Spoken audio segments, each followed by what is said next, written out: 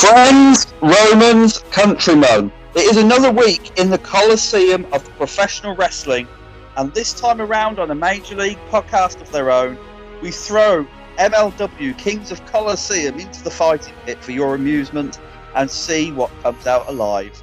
The King is on his way home from his Royal Crusade, ready to reclaim his throne, but you will have to put up with us, his royal advisors, for a short while yet.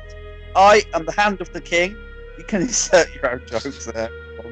Your host, the Maniac Matt Tennant, alongside me as always, is the brains of the court, the royal jester himself, T.J. My friend, how are you? And where can all our little subjects find you on social media? Well, sir, another very good opening. I got to point out that you combined, Julius Caesar with Game of Thrones, Yes. with the Crusades, with medieval times. So very well done putting all of that together. It took me about an hour. I panicked. I didn't have an opening for this week, and I thought, why not just go with the obvious? Loved it, dude. I thought it was great. But you can currently find me at lawmance_ on the old Twitter. There you go. And you can find me on Twitter at The Perfect Tenant. Go to unionsmack.bigcartel.com. Pick yourself up a official t-shirt from mostly all of Travis's shows. I am assuming there will be a muted t-shirt. There'll be a Major League podcast of their own t-shirt coming in the not too distant future. And go to completelynovel.com where you can pick up a copy of my book, The Undertaker, A Trip Down Death Valley. But that's enough stalling, TJ, because the masses grow restless, the tigers are hungry, so let's open the gates and let the main attraction begin. Because these last 3 weeks, we've looked at a period in MLW history that not only made me a fan and a convert, if you like, but it was so crucial to the company in making one of their biggest stars in Jacob Fatu. Now, we've entered the war chamber for Contra Unit's rivalry with Tom Lawler and the Von Erichs. We've seen that terrific main event on Saturday Night Super Fight, where Fatu defended the world title against LA Park. We've finally reached the beginning, and spotlight the night Jacob Fatu sat on his very own throne. We are, of course, talking about Kings of Colosseum. Now, before we start, am I right in thinking this was a special edition of MLW Fusion and not a proper pay-per-view? All right, so I think it was just another TV taping, but this was, quote unquote special. There was a couple of things that I noticed while rewatching it.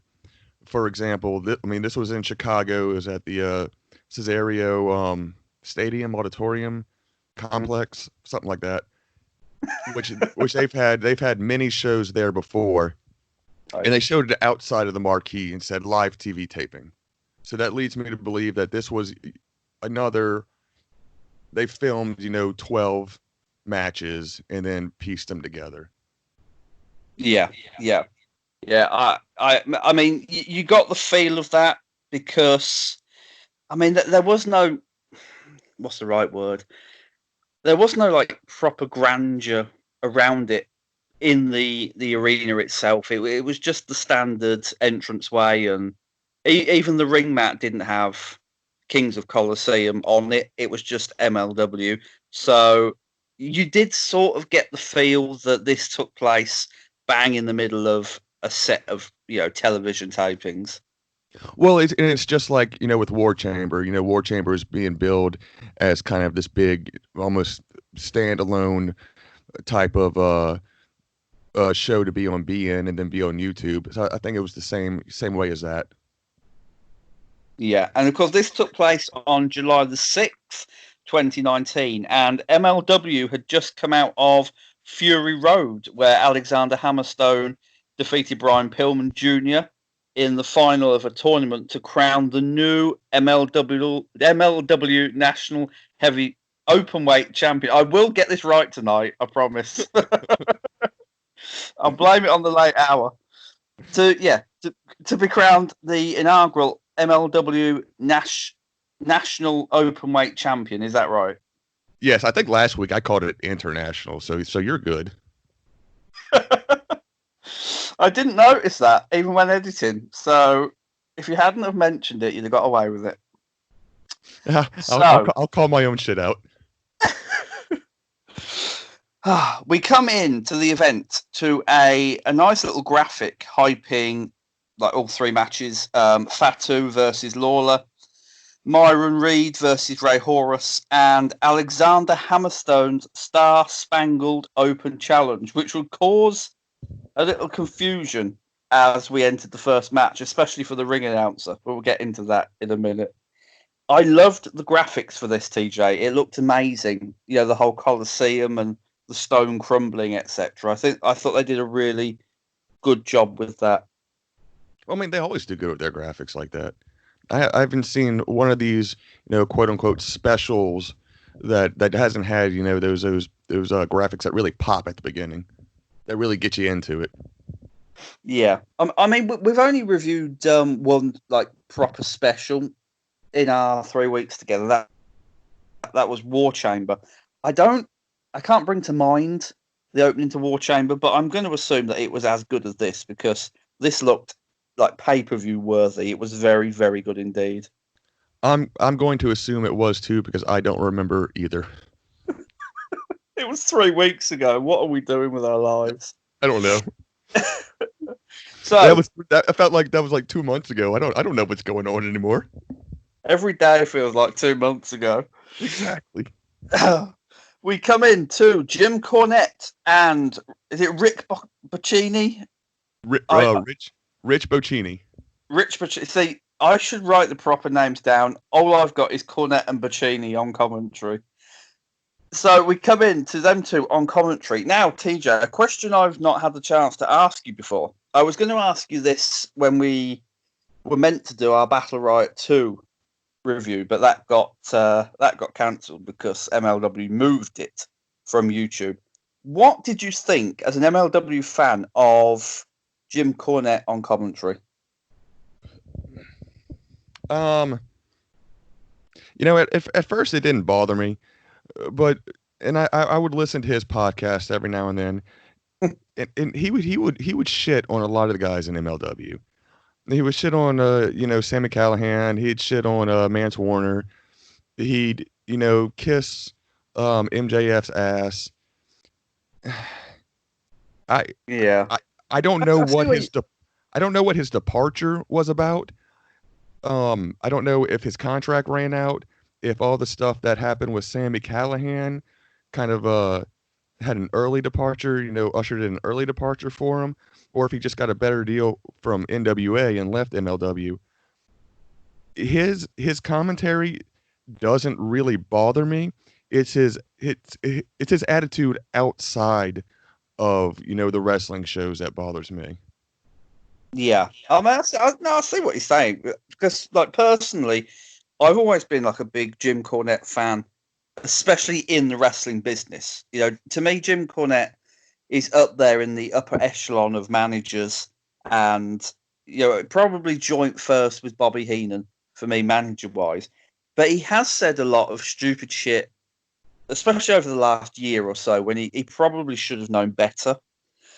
And I think his problem with guys like Mance Warner and Sammy Callahan and guys of that ilk, sort of, sorry, the hardcore match wrestlers, and like death match wrestlers and mud show wrestlers, as he likes to call them, is that he doesn't consider them proper professional wrestlers. I mean, I can kind of see where he's coming from with that. It's the era he obviously grew up in, the 70s, the 80s, the early 90s, where he was surrounded by the creme de la creme, the Ric Flairs, the Dusty Rhodes, the men who would actually go out there and wrestle for 45, 50 minutes, who didn't need to pull out chairs and blades and put each other through tables. to a point, I can see where he's come, but on the flip side of that, part of me doesn't think that Jim Cornette has evolved. As much as I love him, to listen to him talk sometimes, it's like he's not moved with the times, if you see what I'm saying, and accepted that maybe standards have dropped in the wrestling industry to a point, but the industry has also moved on and evolved with time, and this is what professional wrestling largely is now. Well, here's the thing. I'm not a big deathmatch fan. It kind of turns me off a little. The extreme death matches Yeah. that I've seen. I'm not particularly a big Sammy Callahan fan. I mean, I guess he's all right. I hate when he spits a huge fucking loogie in his hand. It's disgusting. But he's the commentator for MLW. He's working behind the scenes stuff. And then he goes on his podcast and he talks shit about those same wrestlers he's supposed to promote. Yeah. That's what I didn't particularly like. No, I can see where you're coming from. And I can't remember why he left MLW. I do know I listened to the episode where he explained. I don't recall like any stories of bad blood or anything with management. I think it may have been like he just didn't want to travel from city to city and to city, and NWA recorded from one place in one city once a month, and it was easier for him to do that than go to New York and then Chicago and Texas, etc. I mean that I think that was like the crux of why he chose NWA over MLW, but don't quote me on that. Yeah, like I said, I don't know the specifics. I think one of the last matches or one of the last events that he was at was a falls count anywhere between Sammy Callahan and Mance Warner. And before that, Sammy Callahan does not like Jim Cornette, and Jim Cornette had talked a lot of shit about him on his podcast. And Sammy Callahan came out there and spit water all over him.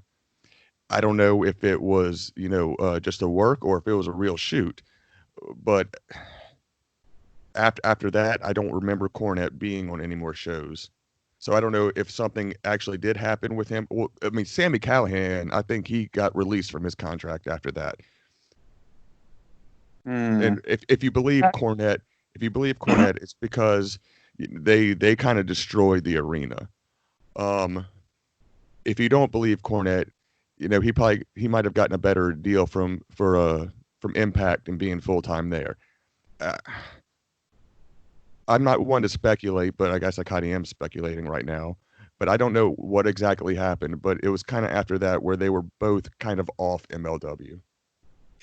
Well, I have heard now you bring it up. I have heard Jim Cornette talk about the Sammy Callahan water spit incident, but yeah, like we say, we if anyone knows for sure, then drop it in the comments or contact us on Twitter, because I'm genuinely interested to know why Jim Cornette left MLW. I might even go back and find the podcast at some point, TJ. But for me, on commentary, Jim Cornette, he was very good. I mean, he wasn't the Jim Cornette of '95 on commentary, but he still knew his shit. He knew largely the name of moves. He knew the talent, and I thought he was a good fit. I don't know how long he lasted. It sounds like he lasted a good few months in MLW, but I think the product benefited from Jim Cornette being there. And obviously, I'm not just saying that as a Jim Cornette mark. He does know his stuff most of the time. I agree, and he was good at putting over people. He was good at being kind of the heel commentator to Rich Bocchini's more babyface commentator. Yeah, yeah. But We'd go on. at the same time, I'm not a Cornette fan, so going back and watching these, I'm kind of like, Jim Cornette. I mean, we'd see his his repartee with Rich Buccini and MJF in the first match, because up first was Alexander Hammerstone versus, is it Cota Brazil or Cota Brazil? How do you pronounce that? Kodo Brazil. Kodo Brazil. Do you know, I first saw Koto Brazil in Battle Riot 2, and because I couldn't hear them pronounce his name properly, I swore that he was called Coco Brazil, and he was a take on Coco Beware. Did he still have the eye patch at that point? Did he have an eye patch? I think he might have done. Can you imagine? I want to say he had an eye patch at one point when he got hurt. But can you imagine in 2019, like this was filmed, just somebody doing a Coco Beware tribute act? Well, he used to be in WWE, I believe. Don't quote me on that. Someone can correct me on that, but I believe he was in WWE prior to MLW. Well, now I need to look that up because I need to see who he was. I don't recognise him. No, like the face does not ring a bell at all. However, Alexander Hammerstone comes out with the Dynasty for now I believe it's called the Star Spangled Openweight Challenge. And the announcer said something completely different. He did. He royally fucked it up, like badly. And there was a guy behind him in the audience in a pink jacket who just stood up and was like, "Fuck's sake, dude!" I didn't notice that. I loved that moment. It was very, very good. But even the announcer had to stop and correct himself halfway through because he got it so wrong.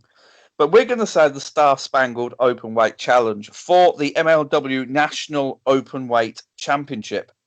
Now, this is my first real exposure to Alexander Hammerstone outside of promos, etc. First time I've ever seen him wrestle a one-on-one match. And he looks like a fucking star, just from his ring gear to his appearance, to the way he carries himself. Star. Oh, can you see why me and Travis are such big marks for him? I can, and it's like we've been on this 3 weeks, and I've been into MLW now for roughly 3 weeks. I've already found like 2 star players in MLW, so I'm excited to delve a bit more into the roster and see who else stands out like this. I mean, other Hammer, Fatu, Pillman, Holiday, I would say Myron Reed, Tom Lawler. Those are your big stars right now in MLW. See, that's interesting because we'll get to Myron Reed in a bit. He didn't do it for me, but we'll talk about Myron Reed in a little bit. Alexander Hammerstone, he grabs the microphone. He says that tonight is special and he's here for a special reason. And then he lays into the crowd a little bit. He says that he represents something special and wants challengers from all over the world. And on that cue, Koto Brazil answers the challenge.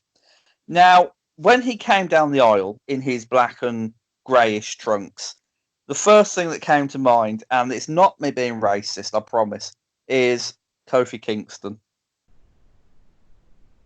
You're such a racist. You're such a racist, dude. I can't believe you said that. No, I'm joking. I'm totally joking. What a racist piece of shit I am. Yeah, no. But it's like, I'm not sure, did he model himself on Kofi Kingston? Because I seem to remember Brazil having like maybe highlights in his hair and 1 or 2 dreadlocks here and there, and it was just like he looks like he's trying to imitate him. He's got the looks and the body, and he's got the athleticism.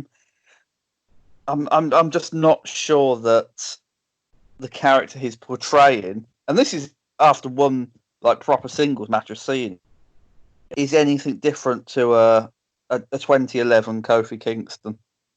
Well, I can't remember his character too much prior to this, But Yeah. pretty much immediately after this, he joins Injustice. Okay. I'm going to ask you who are Injustice now. Myron Reed and Jordan Oliver. Ah, okay. I've got a question about that later, so I'll save it for when we get to the second match. I'll see if I can answer it. Fingers crossed. MJF on commentary, but Yes. his microphone is off to start with. He storms off, returns like seconds later, and the thought of MJF and Jim Cornette on commentary before this was almost like a dream come true because MJF is a great talker. I've seen him a little bit in AEW on the mic before I stopped watching completely because the fan base is poisonous, and obviously, really, really, they are taking the piss now. And Jim Cornette is obviously we've been through Jim Cornette, like one of my favorite managers ever, and a marvelous talker. So the thought of them before this on commentary was a dream come true. But them during this match, they were excellent together. The way they played off each other, and I know you're not a big Jim Cornette fan, etc. But even you've got to admit, like Jim Cornette and MJF on commentary was fabulous. Oh yeah, I mean it was like two heel guys just kind of go after each other. I thought it worked very well, and then they would both make fun of Rich Bocchini. They called him MJF called him broccoli, and then Cornette called him zucchini. I like how he was the little guy stuck in the middle of these two bullies, just like an older generation bully and a new generation bully. It was very well done. So, as for the match, go to Brazil right out of the gate with pins, head scissor takedowns, punches, etc. Started very, very fast. Hammerstone's pump kick almost took his fucking head off. It's like I've seen pump kicks like that before, but he put an extra oomph behind it, DJ. Yeah, and I'm just going to say, this is your first foray into Hammerstone. This was about a month and a half before he went to Japan, and he came back with such an improved skill set. Like in this match, he was just the big guy doing the power moves, destroying people. And it's a great entrance to him. But after he came back from Japan for that month-long tour, oh my God, that dude! That's when I became a huge fan of him. Nice. I'm just marking out the Hammerstone. That's all. It's all right. I mark out for Pete Dunne on podcasts. You're allowed to do it on your own podcast with Alexander Hammerstone. But I can't obviously wait now to get into him later on in his career to see like how much he's improved, because he looked like $1 million here already, even though he was basically just overpowering Brazil every chance he got. He turned a sit out. No, he didn't. He turned a DDT attempt into a sit out swinging face buster that looked amazing. So he overpowered Brazil almost everywhere. Brazil got his comeback, satellite DDT, one-legged drop kick from the top rope, huge frog splash, but then Brazil went to the top rope. Richard Holiday distracted him, and Alexander Hammerstone hit one of the nicest delayed suplexes I think I've ever seen from the second rope. It was a thing of beauty. And then my God, yeah. I mean, he had him up there for a good, 10 seconds, just holding him. And then boom. Well, it's like he looked like he was just, I don't know, holding up a sack of hay. It looked, beautiful, absolutely beautiful. And then Hammerstone wins with his nightmare pendulum, which honestly was kind of a nasty looking nightmare pendulum. He didn't hit it too well. I'm gonna take his ass out on that. I've never seen him hit it before, but looking at it, it felt like he either stalled in the middle or Brazil wasn't in the right place, because it looked a bit clunky on the descent. It was. It's usually a lot nicer looking than that. I thought this was a really good short David versus Goliath match, even though, Brazil was obviously never going to win, even to someone who had never really seen him before. Brazil made his comeback at the right time, I thought. Hammerstone allowed him just enough before putting him away. And this was a good opener. And like you said, a good introduction to Alexander Hammerstone. What did you think of the match? Yeah, I thought it was a good back and forth match. Well, I mean, maybe not exactly back and forth, but I think it showcased both guys with a lot of their abilities. I think it showcased that both guys are good workers, and they can really put each other over. Question: is this what Brock Lesnar versus Kofi Kingston probably should have been? Damn.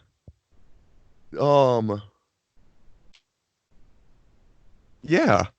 I mean, maybe not as long. Oh shit, maybe as long as this. Yeah. Kofi getting buried by Brock at that SmackDown was absolute garbage, and you would love to have seen some more offense from Kofi. Yeah. I think so. I'm glad we concur. After this match, MJF on the mic, as good as I remember him from last year, he says Hammerstone's a winner. He bigs him up a little bit, and then he insults the crowd by speaking slow. And from what I gathered, the last bit of his insult was a little bit muted for me. It might have just been my earphones. But he tells them that their mothers were barking like a butthole all night long. Now, is that what he said, or did he use another word instead of butthole? Oh, I don't remember.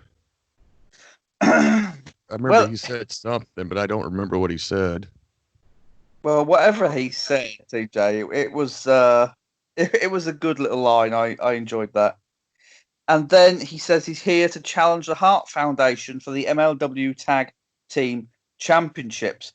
Now we get a response from the Hart Foundation later on, but what came of that challenge? Like, Well, this is when Dynasty was kind of, I guess, the peak heel faction in MLW. right? Some might want to say Contra was, but Contra was just coming through and destroying people. Mm-hmm. Dynasty were the fucking assholes of MLW. Heart Foundation at the time were the baby faces of MLW. What ultimately came about from the challenge, well, I mean, it gets answered later, but Yeah. I'll just go ahead and say Holiday and MJF take the belts later. So now I need to find out what episode of Fusion that's on, because I'm sure. I mean, is it as good as I'm imagining it? Like, I'm what I'm imagining is this really gripping, like dramatic ladder match for the titles. Is it that, or is it a bit of a letdown after so much build? We'll get to that later. Oh, We'll, okie we'll, doke. we'll get to that after Dynasty accepts the challenge. Okay. And then I'll spoil it for everybody. Teasing me a little bit before you spoil it, TJ. I like your style. Next up, Jim Cornette hyped the main event and gave us a rundown of the history of the rivalry between Filthy Tom Lawler and Jacob Fatu. I thought I'm going to try not to sing Jim Cornette's praises too much because I don't want to sound like a mark. But him and Rich did an amazing job of getting Contra Unit over as a threat.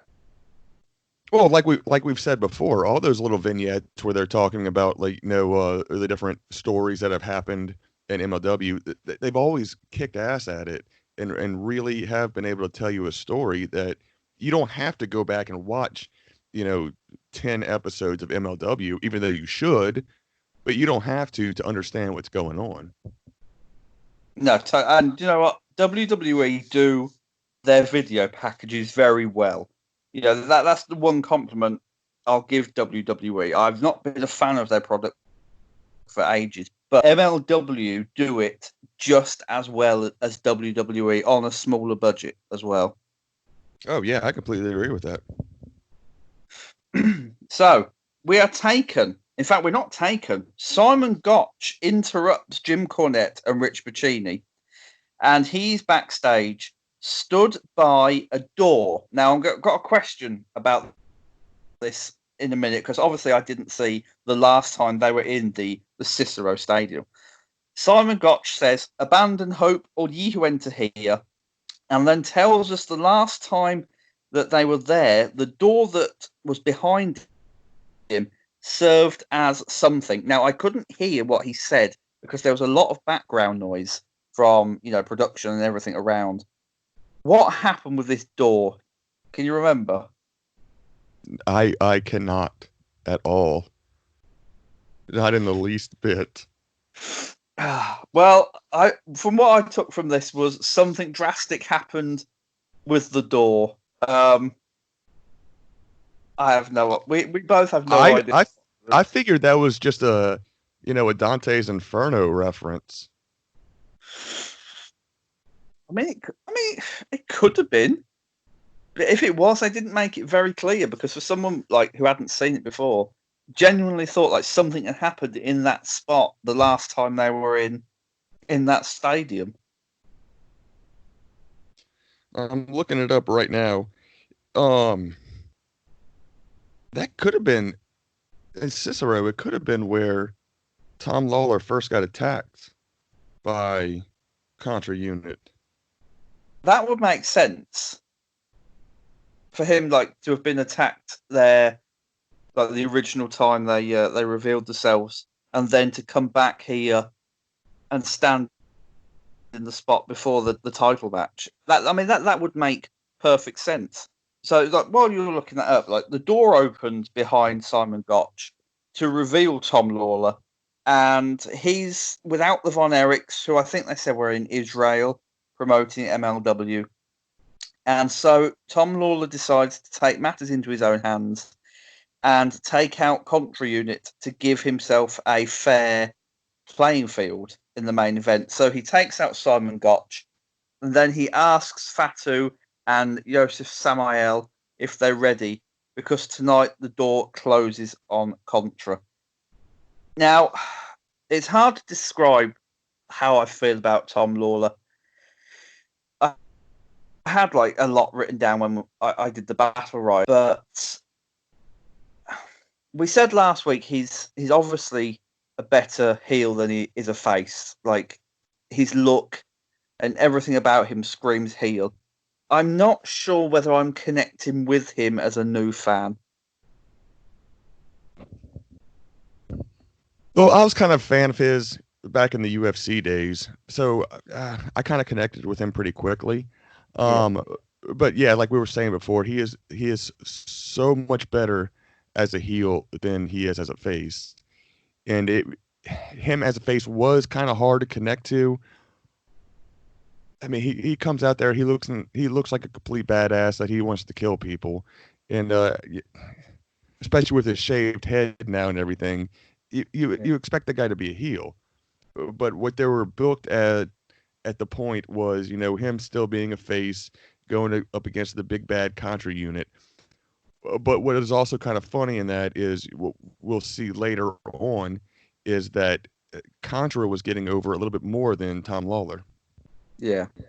I mean, totally. It's like, sorry, the cheers for Fatu in that match, as you said, we'll get to it in a little bit, were overwhelming the support for Tom Lawler. Was it a case with Tom Lawler that it was making the best of a bad situation? You had this monster in Jacob Fatu, and he needed a strong, believable babyface to go up against, but there wasn't anyone of the stature, let's say, of Tom Lawler. So they had to make him a babyface in order to help Fatu get over. Yeah, I think so, because Lawler was the baby face of MLW, whether we agree with it or not, but he was, and there was nobody else who was really as big of a baby face that wasn't in a feud at the time, who wasn't. You're going to come after the MLW heavyweight champion, which Yeah. he was at the time, going against who was a much bigger heel than Lawler could be in low key.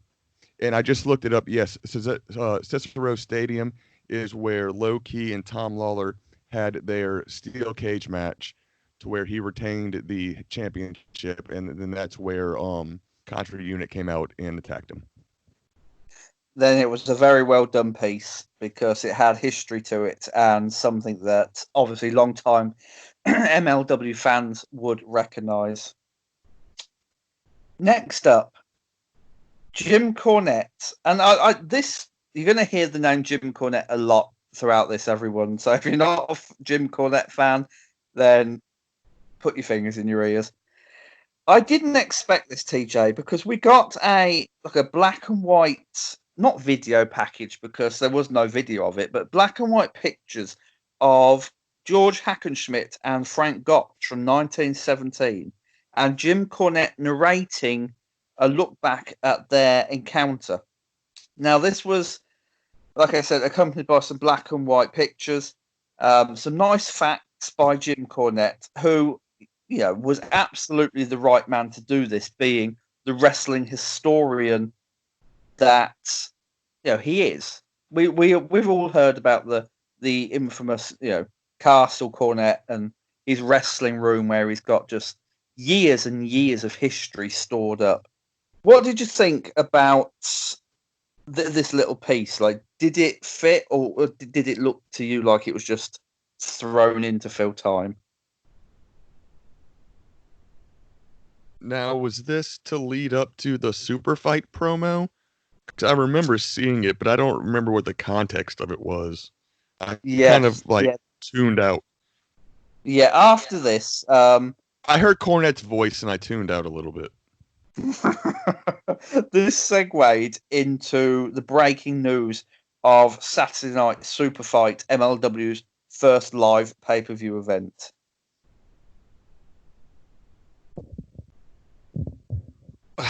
I don't know how it fit in, to be honest. I think what they were trying to get at was looking back at a piece of like genuine history, Hackenschmidt and Gotch from 1917, and then segueing into their own little piece of history. So saying that was history then, we're making history now with Saturday Night Super Fight in November.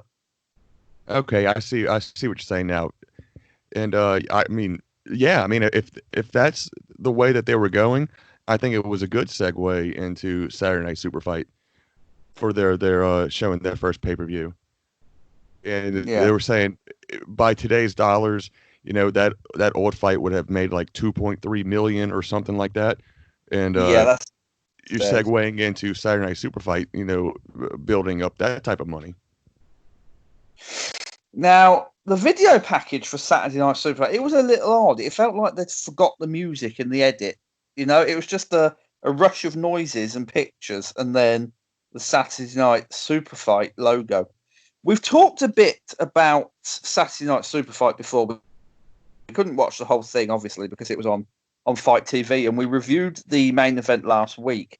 But for those who are new to the show, or even to MLW, can you explain what Saturday Night Super Fight and like the implementation of the very live pay-per-view meant for the company? Well, for me, and having been to several shows, is like a Saturday Night Super Fight. I've seen shows and I've seen the show from top to bottom, and this was would be the first time that a fan who is not able to go to a show can see the entirety of a show from top to bottom. Plus, also, Saturday Night Super Fight, they showcased all their top guys. There was no, from what I can remember, there was no filler fights. There was no, who is this guy? Why is he here? They were showcasing all their top guys. And I guess in a way, after having like special editions of Fusion that were mini pay-per-views, if you like, and receiving so much hype from the audience and promotion and new eyes, etc. I guess having the first ever live pay-per-view in the history of your company, it was a giant step forward, an evolution, that they were going in the right direction to the Oh point yeah. where they could have a live pay-per-view. Oh yeah, and I think it shows that there was enough interest there from the views they were getting on YouTube. Being a tiny ass channel that probably got all their major their biggest viewing from when MLW was on, that they saw all that and said, hey, we can put on a pretty good caliber pay-per-view. It might not be as high, what's the word I'm looking for, as high budget as what it might not be as high budget as one of our monthly episodes that we tape, but Yeah, there's enough interest there, and for $15, yeah, I mean, I'm $15 for a 3-hour MLW as opposed to paying $55 for some AEW shit. I'm gonna go to $15 for MLW. I know these stars. I've been to their shows. I've watched their fusions. It's a no-brainer for me. And I think they figured the same thing, that it was a no-brainer for a lot of the people that were watching MLW. yeah, yeah. I mean, I totally agree. It's like you don't get a pay-per-view these days for $15. From what I've heard of Saturday Night Super Fight, and obviously what we saw from the main event, worth every penny. I might actually go back and purchase it after this. If I can get Fight TV on the PlayStation 4, obviously, because I don't want to sit and watch a phone screen for 3 hours. But this now, I don't know whether they do it in America or not, but they certainly don't do it over here. Is it time in 2020, TJ, for for you as a MLW fan, is it they start to produce DVDs of their biggest events? Do people still watch DVDs? How dare you? I have got a massive wrestling DVD collection upstairs, and I've got just about everything I love on DVD. My DVD collection must total 300. I mean, I do, for an American audience, I don't think it would be cost effective. Right. Maybe for outside America, it might be. Um, I don't know. That's a good question that I'm Because really not quite sure about.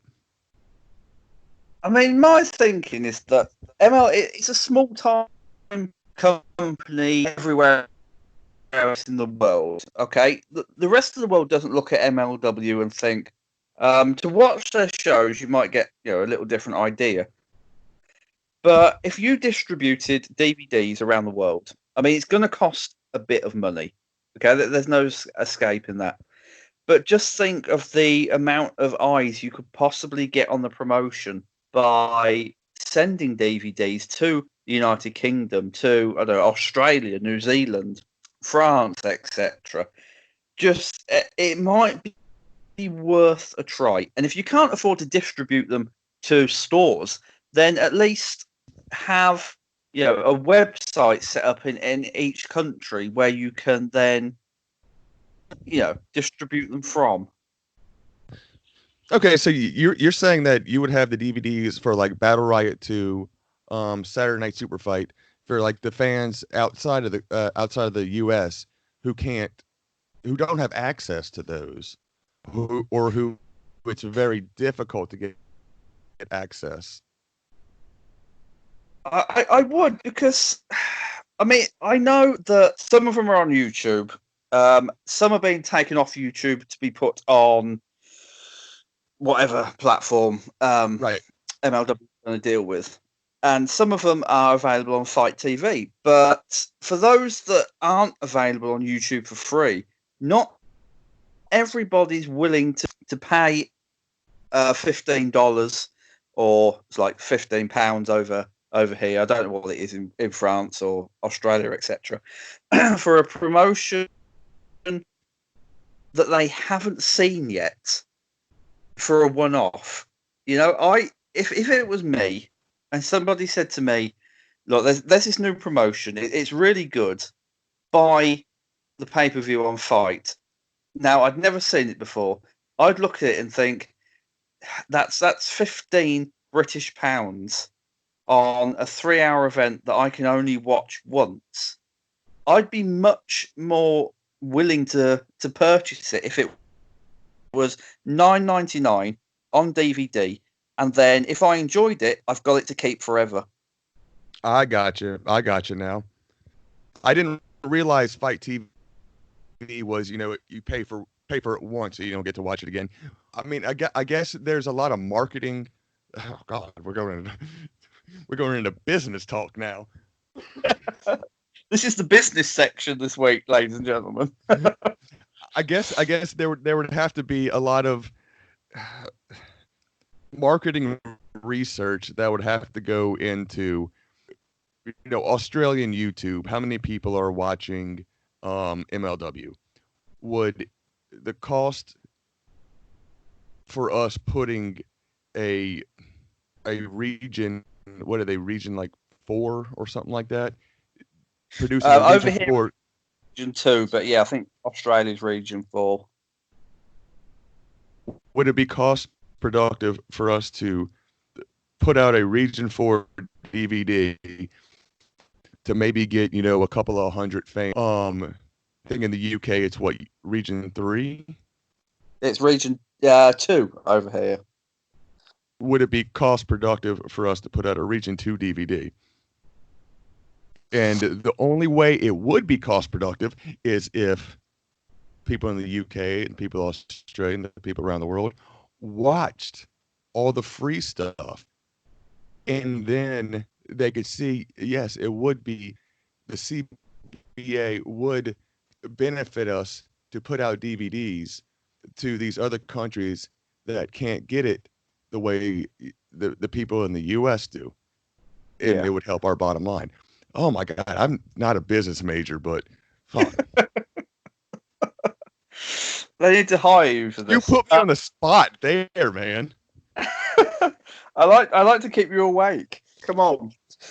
I mean, I see what you're saying, but at what point then, if you're MLW, at what point do you say, right, now's the time to try expansion? Because if you don't speculate, you never accumulate, and you have to at some point branch out, or at least take the chance of branching out. I would say the time is right now, to where they're not going to be putting out new content on YouTube or anywhere for a while. So try to get as much product into the hands of people worldwide. Exactly. And you know, they're the people who used to produce WWE DVDs over here for like 20, 30 years, VHSs before DVDs, obviously, but I think they'd be the perfect people to approach. They do, or did, the Impact DVDs over here. So there's a market there for it. There's people in the UK who don't even know MLW exists. You're right. It's the perfect time to flood the market and just see. If it doesn't work, you can cut your ties in 6 months, take the loss, and say, do you know what? At least we tried. And I guess we also don't know, with them not being able to put on, new shows and get that gate and everything, and they're mostly relying on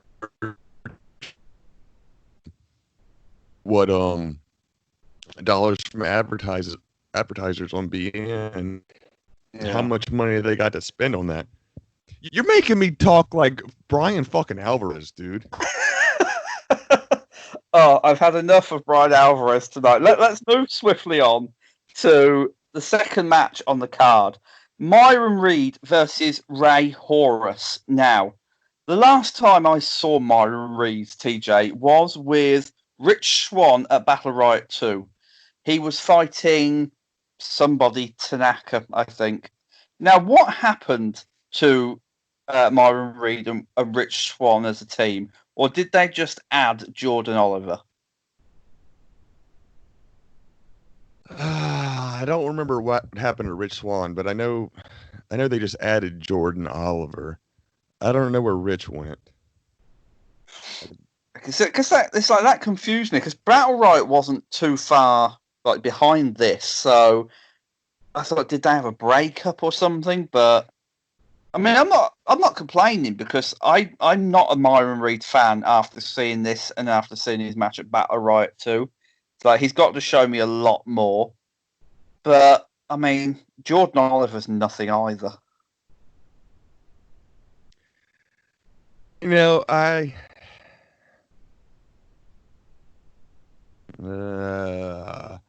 like them.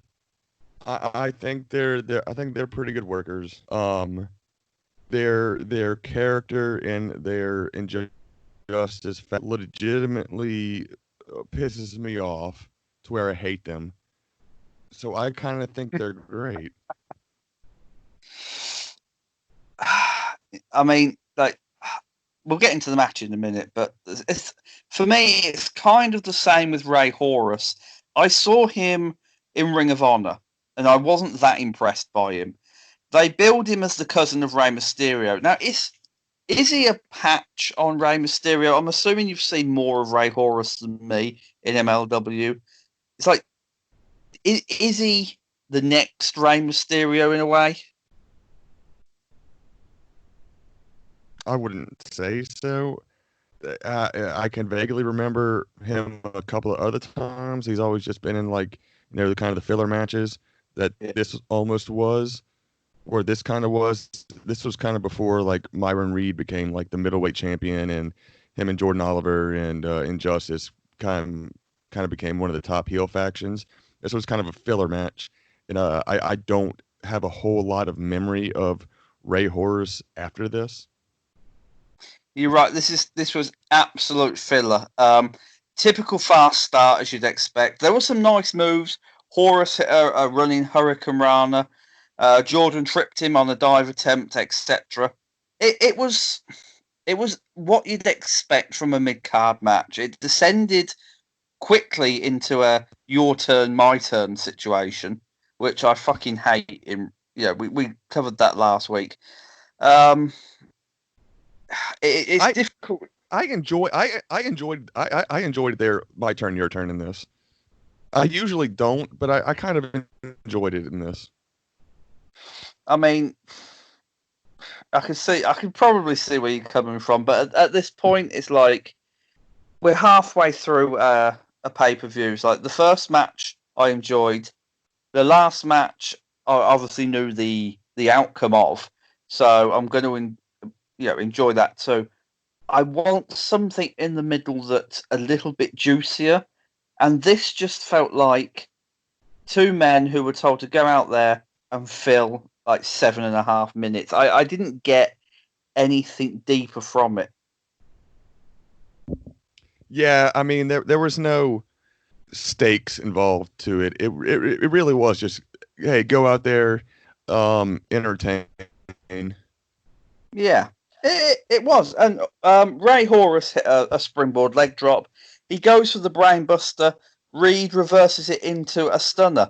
Now, I'm sure people in America love that move, but over here, so we've been seeing Mark Andrews do that for the best part of a decade. So that fell flat on me. I'm sure that was like a big pop in the match, but no, it didn't do anything. It didn't do anything for me, especially when I called it a Stone Cold Stunner.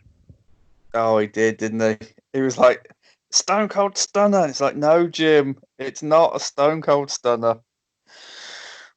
Maybe Jim Cornette hasn't got it all down on commentary. He's doing his best. Well, let's call that a little blip for him. This descended into a Myron Roard. Fuck's sake. A Myron Reed springboard 450 splash for near fall. Horus with a standing Spanish fly, which Jordan Devlin does much better. If you've never seen him, then go out your way to watch him. And then Myron Reed wins with a springboard back elbow, TJ, which Ray Horus must have watched coming for about 3-4 seconds and didn't bother to move out the way of it. Yeah, I think he was distracted by Jordan Oliver at first, and then he turned around and just watched Myron Reed up there, like, "Hey, what's up, dude?" And it was just like, move! You're watching him, and it's not like Horus turned and Myron Reed was already in midair. It's like Myron Reed didn't pounce until Ray Horus was fully turned, and it was a really awkward little end to the match. And I think you see that with a good bit of MLW. You know, I don't think they have a lot of time to really work through their choreography. It's kind of like, hey, I'm going to do this, I'm going to do this, I'm going to do this. It's not like with a WWE or an AEW to where they'll go and they'll practice their matches. Oh yeah, I mean I totally see that, but Myron Reed and Ray Horus, I think they fall into the filler category for me. I don't see star potential in either of them. I don't think they're wrestlers as such. I would put them into the good acrobats category with men like Will Ospreay, but certainly not label them as professional wrestlers. And I will agree with that to a certain point, but I just watching more of MLW after this and kind of how Myron Reed has been able to build his character. I'd elevate him a little bit more than just filler guy. Fair enough. If I see more of Myron Reed and he ups his game, etc., then I'll say so. Right here, I don't know. He just I completely agree with you here, 100%. If you didn't see more of, the later stuff that I've seen, if I hadn't seen more of the later stuff that I had seen, I'd say he's just a filler guy that I couldn't care less about. Yeah. And plus, his ginger hair, it's like, no, doesn't fit the character, whatever that's meant to be, right at this point. Next up was Georgia Smith with the Heart Foundation. Now, she is, of course, Davey Boy Smith, the British Bulldog's daughter, and she was interviewing her brother, basically, here, TJ. It's nice to see like both of the Bulldog's children in the business. I don't know why, but I really like that. No, it's fun, and I think you see a little bit of that MLW every now and then as bringing family members in to kind of have their little spots. Is she a mainstay, or is she just pop in now and again? She was more pop in every now and then. I guess to ruin some more or spoil some more stuff is that Hammer started seeing Georgia Smith, so it started causing a little bit of a division between her with her brother while she was being spotted with Hammerstone. Gotcha. Now she questions the Heart Foundation about Dynasty's challenge, and Davey Boy says that they accept, but with the stipulation that it would be a ladder match and under the Freebird rule, where Brian Pillman Jr. would be their partner to defend the titles.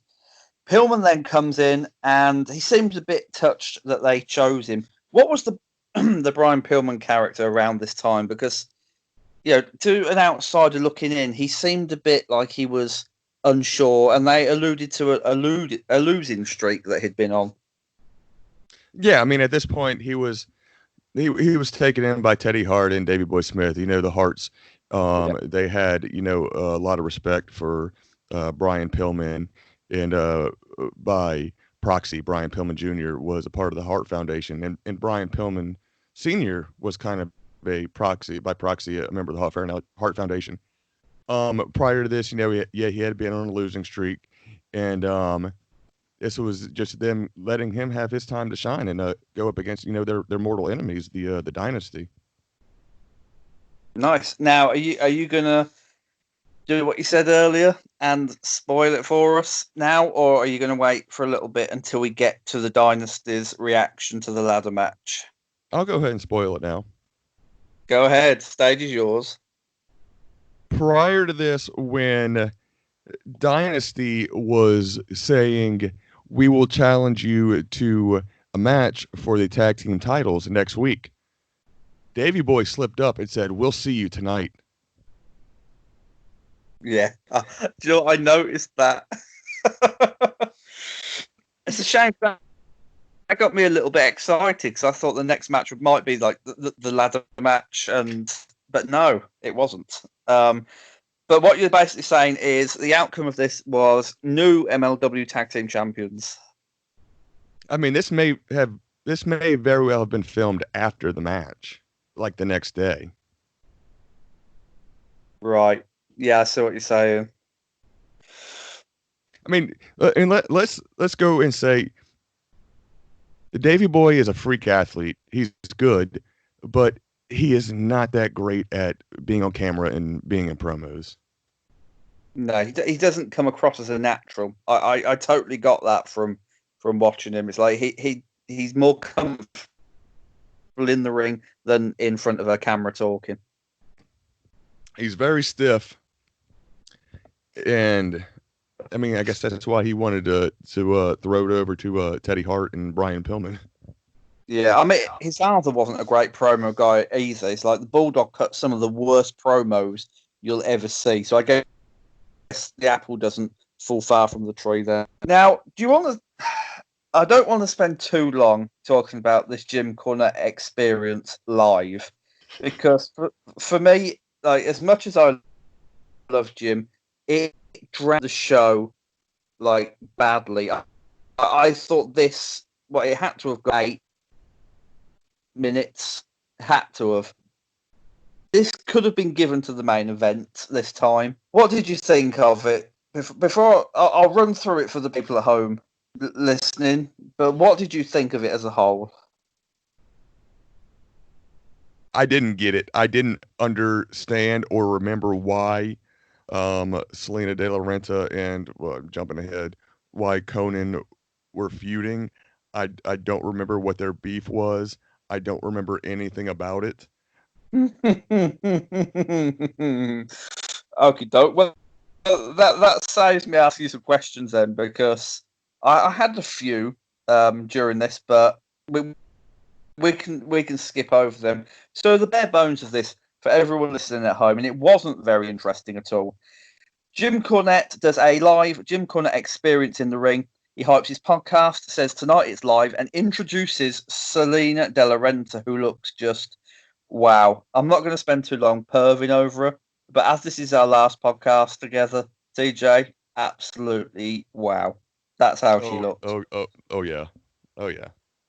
There's no doubt about that. Now, they have a little, back and forth with each other, run through her accolades, which get a round of applause. Jim Cornette asks about the award she won. It turns out to be nothing major, an entrepreneur business award in Puerto Rico or some bullshit like that. Then we get to the crux of this. He asks about LA Park winning Battle Riot and if he's here tonight and if he'll cash in. She tells him basically to mind his own business. It's confidential. And then they get on to the feud with Conan. Cornette asks her if she's worried if Conan will align himself with someone to come after her and her group. Basically, she's not worried because the last time Conan was there, he got stabbed on national television. I mean, do you remember Conan getting stabbed? Man, I honestly, this is where I was saying before, where you were going to ask me questions, where I was going to say, I have no idea. I don't remember anything about this feud. I don't remember what happened before it, and I don't remember what happened after it. The only thing I can remember is that Conan stole Selena De La Renta's phone at one point in time. Wow. Everything else, I can't remember if anything came to fruition other than them just bitching at each other. I'm Yeah. almost starting to think, because I'm behind on MLW right now, that maybe some of this stuff was a lead into MLW versus AAA, which is going on with the YouTube channels right now, and I'm behind on it. Yeah. I That's a good call. I just don't know. That is a good call. I didn't even think of that. But Selena says she's not worried about Conan. He was stabbed, he's humiliated, his men are gone, etc. And then, I mean, Jim Cornette's acting through this was painful. It was horrible. But that led to Conan coming out. Him and Selena went back and forth. He called her a hooker, basically. And then he basically offered to fuck her on live television. That's what it came down. And then she alluded to some type of secret that she'd unveil if Conan kept pushing her. I'll be honest, as much as I love Jim Cornette, this held the show up, and I could have done without it. Me too, especially since I don't remember anything about the feud between Conan and Selena De La Renta. It felt like And it was when just it felt like it was just a way to get Selena and Conan, in the ring together and get some more airtime for Cornette. it totally did, and when you consider the main event, had maybe half of what it should have been given, and this was it had to have been nearly 10 minutes long, then it was a travesty. It didn't serve a purpose other than to further the feud between Conan and Selena De La Renta, which could have, TJ, been done at another point in time using another medium. It just wasted time on a show that didn't really need time wasted on it. Oh, I completely agree with that. I mean, if they wanted to give that much time to that, maybe they could have shortened the super fight promo. Maybe they could have shortened Cornette's uh thing with talking about Gotch and the $2.3 million. Yeah, yeah, I totally agree with you. Let's move on from it because it just it drains me to even think about how bad it was. We get a recap of Tom Lawler attacking Simon Gotch from earlier in the show.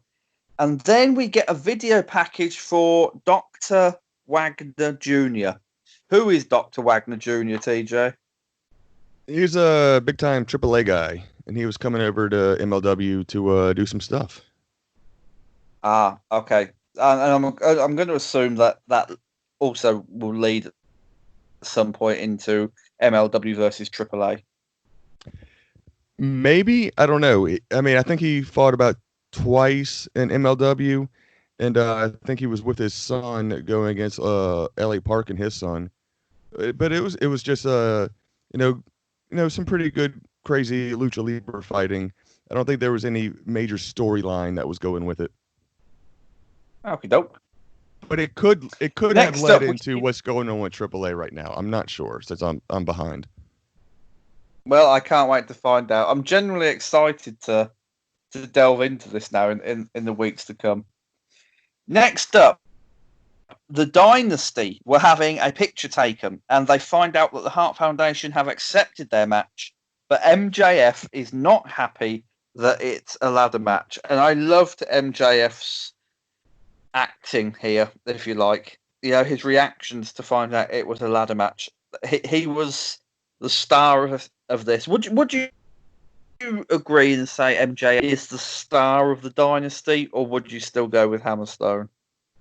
Oh, at this point, it was still MJF, 100%.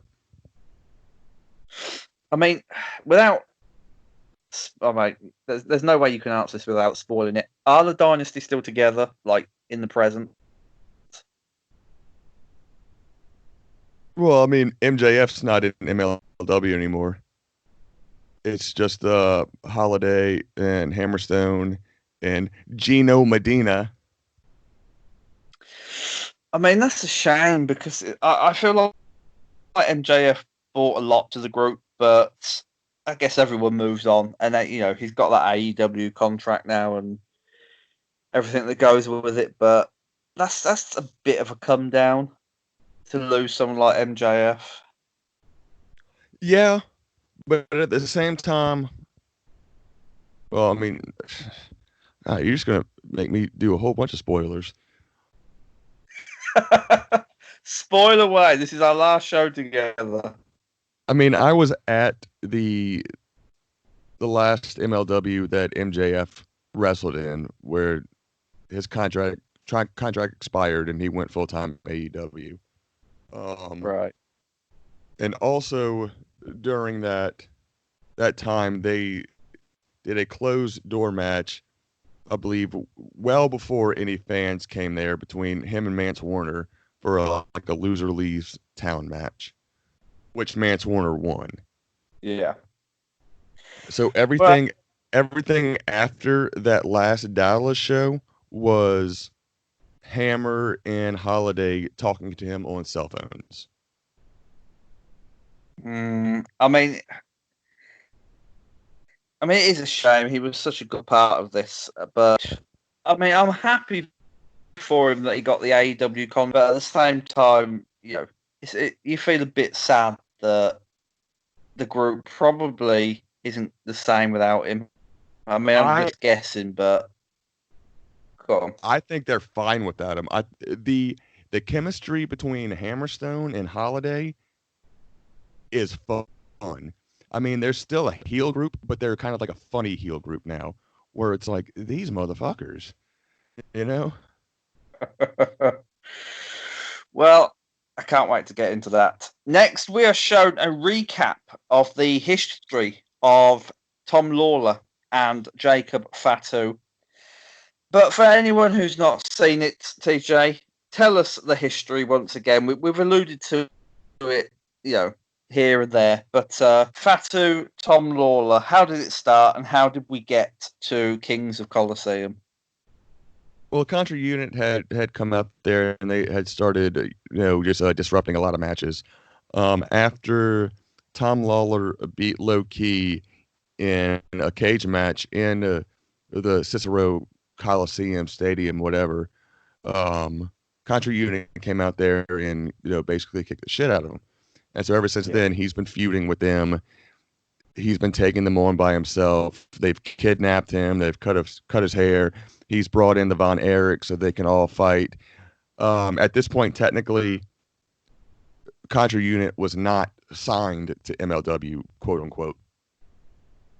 But Tom Lawler said, I want to have a title fight with Jacob Fatu. And so then that kind of brought us here to where they have this title fight. Very nicely summed up. And before the main event, we got a nice montage of every MLW World Champion. I like that. I wish more companies would do that, like before a huge title fight, just show the history of the championship. I think it adds gravitas. Yeah, I agree. I thought that was pretty cool. And we finally come to the main event, TJ.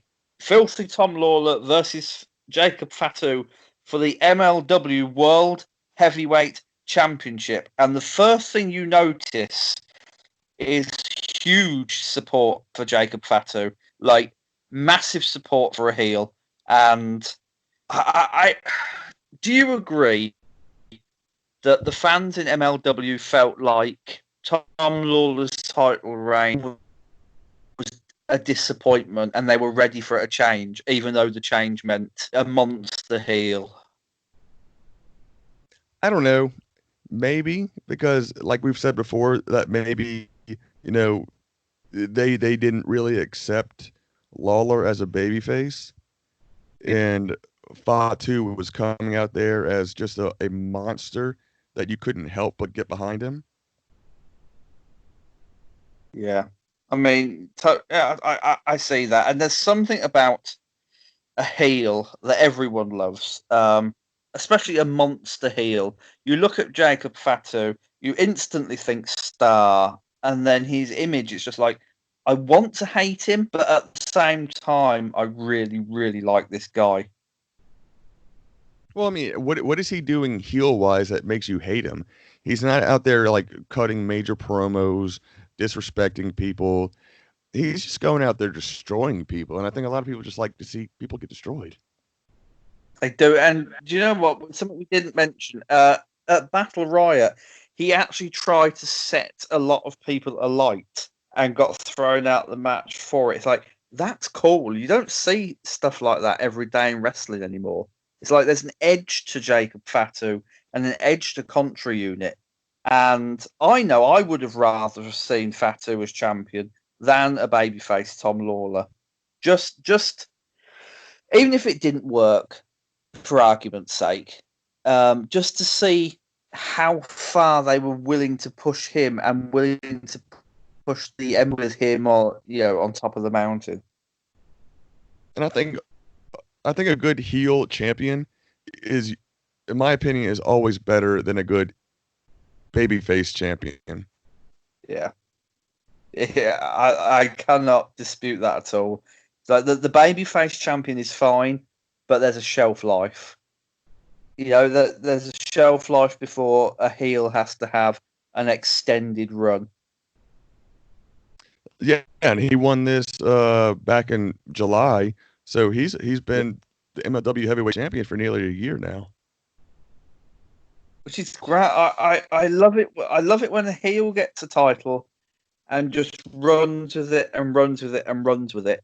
And you never know. It's like by osmosis, the fact that he's got the title and he's still popular and fans still like him even though he's a heel, it might transition him into an unlikely babyface somewhere down the line. If you see what I'm saying, it's the same thing that happened with Pete Dunne. I don't want to keep bringing Pete Dunne up, but he was a despised heel when he won the United Kingdom Championship, and then he was champion for so long, and he was so popular even in America that fans just began to like him and cheer him, even though he was a bad guy, and eventually he just transformed into a babyface because that's what the fans decided they wanted to see.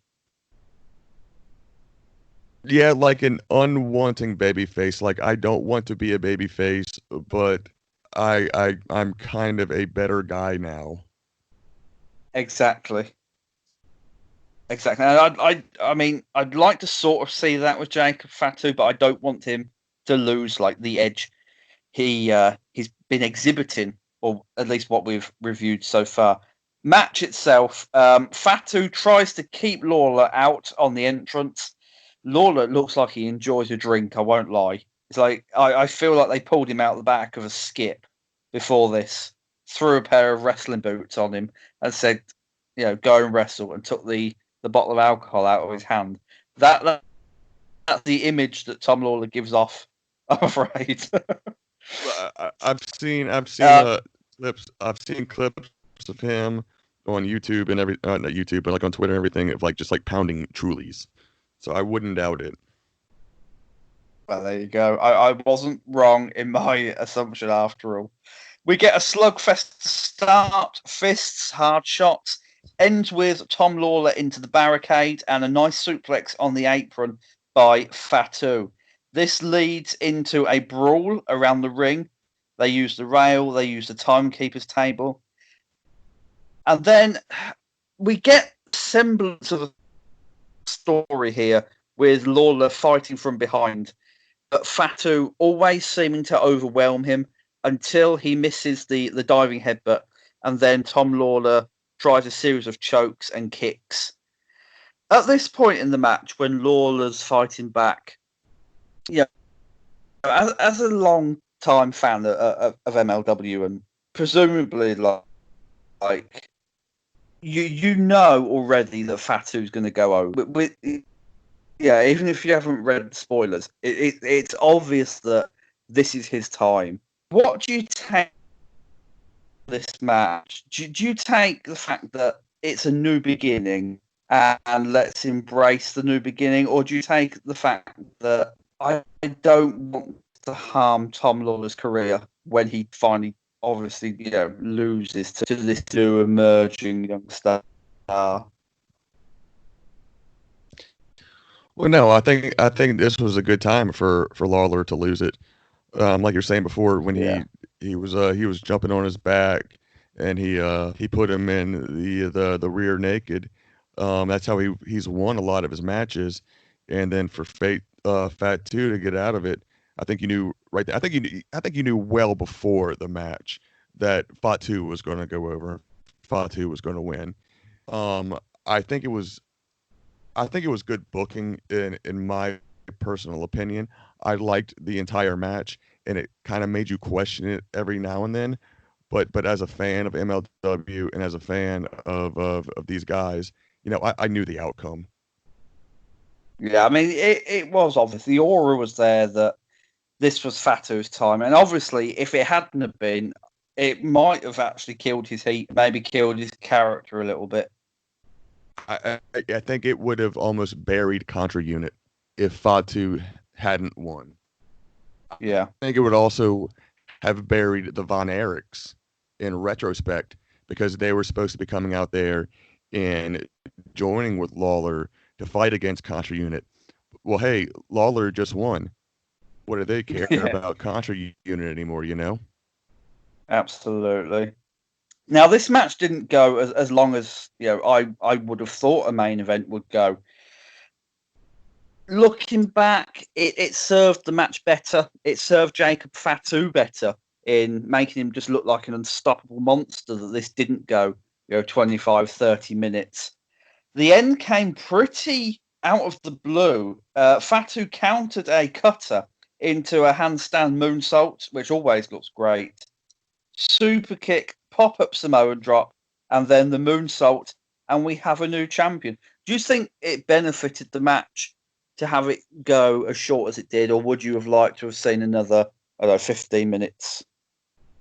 No, I think it went good the amount of time it did. I think it did show that, Fatu, Contra Unit were these big freaking beasts, and they could take care of someone like Tom Lawler, not with relative ease, but easier than they would take.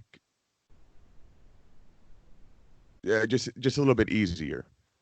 And I think it sets up, the whole Von Erich thing and Lawler and them continuously going after Contra Unit, trying to slay the beasts. Yeah, I totally agree, TJ. I totally agree. Kings of Colosseum, I think, was a very good ending point for us on our 3-week journey. All good things must come to an end, my friend, and it is indeed the end for us on a Major League podcast of their own. Travis will be back with you all next week, but our time together is up. I'd just like to say that these past 3 weeks, they have been nothing but an absolute pleasure. I thank everyone for listening to me drone on for X amount of time. Friend, you've opened my eyes to MLW. You've converted me. And even though I'm sure we'll meet again on another show in the not too distant future, the pleasure really has been all mine. And I'm glad I can call you a friend. And I've just had so much fun. So thank you very much for making this a pleasurable and easy experience. Dude, I've had so much fun with you. I've enjoyed rambling and not knowing what I'm talking about at times, and you making it sound like I do. One fun, quick fact: we have gone full circle because this Kings of Colosseum is basically the setup for War Chamber.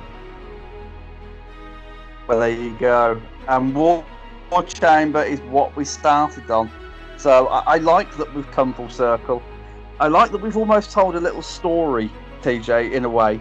With our 3 weeks, we've some good. We've told a little story. We told it from end to beginning, but do you know what? I've had so much fun, and I can't thank you enough. Dude, Before we get out of here, my friend. I've had such a blast with you. I've had so much fun talking to you, and yeah, we will talk again. This isn't the end of us. Not by a long shot. No, it is not. We will be back in some form somewhere down the line. But before we get out of here, my friend, tell all the people where they can find you on social media. You can find me at lawmance _ on the Twitter, and that's about it. And you can find me on Twitter at The Perfect Tendant. Go to unionsmack.bigcartel.com to purchase an official shirt from all of Travis's shows. Muted and a Major League podcast of their own shirts will be coming in the not too distant future. And of course, completelynovel.com, where you can purchase a copy of my book, The Undertaker, A Trip Down Death Valley. Thank you once again, everybody. It's been a good 3 weeks. I have thoroughly enjoyed myself. TJ, once again, thank you very much, sir. And, from me, as always, it is a very, very good night to you all. I will see you down the road.